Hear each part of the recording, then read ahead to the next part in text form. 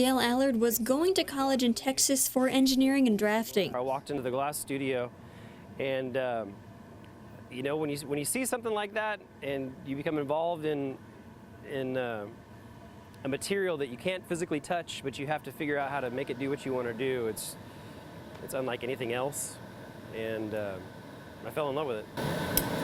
This is what I do for a living. As an artist, he sees life through a different filter. When you go to Walmart and you pick up a glass, or you look through your windshield in your car, you don't see what we see when we're working. You know, there's, it's like honey. You go in and you get the glass out of the furnace, and it's just kind of soupy and flowing and moving, and we're turning, and you're limited by your imagination and your physical capabilities. There you go, perfect. You put all these pieces together and it comes to life. All right, go, let's go. This particular furnace holds 80 pounds of glass at 2,000 degrees, so I'll open it up for you. You can kind of see in there, it's really, really hot. There's a big fire tornado, and there's a little crucible. If you can zoom in on your camera, that little tank that's over there on the ground, that's what's inside of there. It's pure, clear glass. We add color by dipping it into little chips. So this is fuchsia.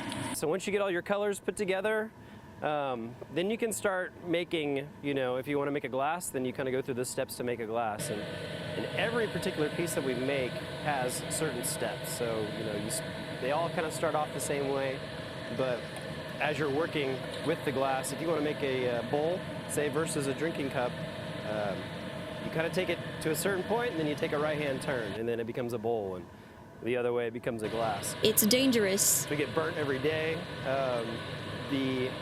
You know, the extent of us getting burned is probably just a little bit of radiant heat. You know, it only takes once to learn what not to ever do again. And they make it look easy. All right, Jackie, don't mess it up. The end result of making glassware is the glass, but the result isn't what it's all about. Iowa girls can blow glass right here. It's all about the experience. You know, you can go to my store, you can buy a glass and say, oh, great, you know, I bought a glass. But if you have your hands in it and you're like, oh my God, this is so hot, and you see how hard it is to do, then, you know, it makes that cup that you made a lot more special. You're like a professional. Look at you.